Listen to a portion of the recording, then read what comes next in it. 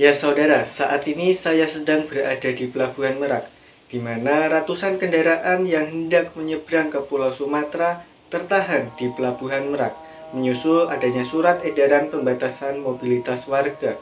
Akibatnya terjadi kemacetan sepanjang 1 km lebih.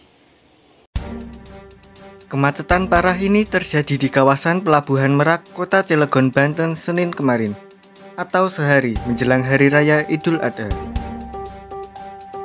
Antrian ratusan kendaraan mencapai 1 km lebih, mulai dari gerbang tol pelabuhan hingga kedua jalan arteri, yaitu Jalan Cikausa dan Cikausa Atas.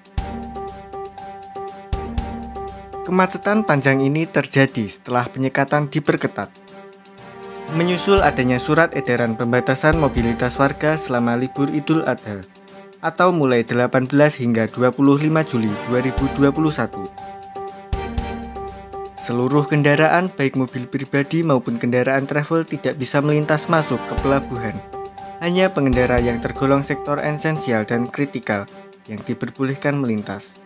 Itu pun harus dilengkapi dengan dokumen surat tugas dari instansi asal. Dari tanggal 18 sampai tanggal 25 sudah berlaku. Ini pembatasan libur Idul Adha ini. Sehingga sektor-sektor yang esensial dan kritikal kita persilakan untuk lewat.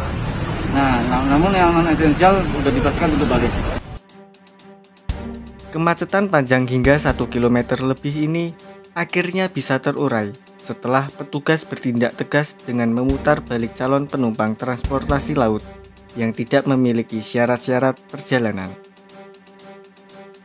Dari Cilegon, Banten, Andreas Johan melaporkan.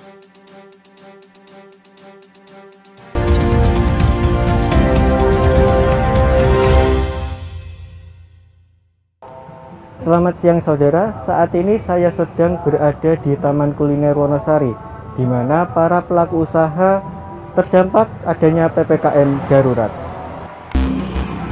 Sejak PPKM darurat diterapkan, para pelaku usaha di Taman Kuliner Wonosari, Gunung Kidul, mengalami dampak yang signifikan.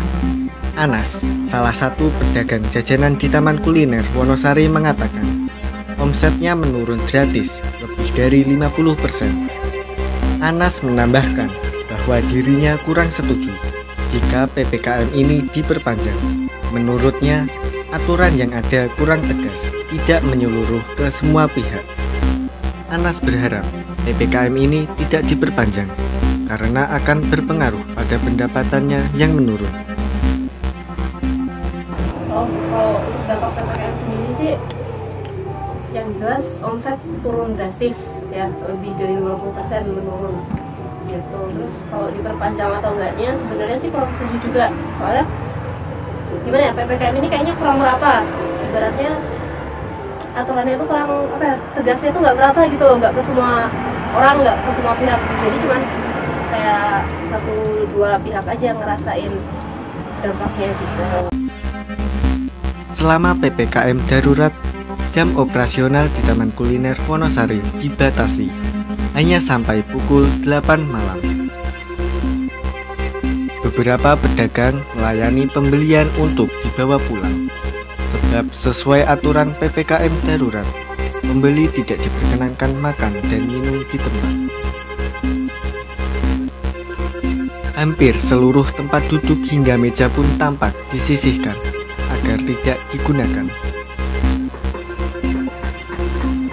Biasanya kawasan ini kerap dikunjungi oleh anak muda sebagai tempat nongkrong. Namun saat ini hanya segelintir orang saja yang datang. Sebagian besar pedagang di Taman Kuliner Wonosari terlihat tidak berjualan sementara waktu. Pasalnya, kebanyakan pedagang baru membuka usahanya saat sore atau malam hari. Apalagi kawasan tersebut kerap menjadi pusat keramaian warga Wonosari dan sekitarnya.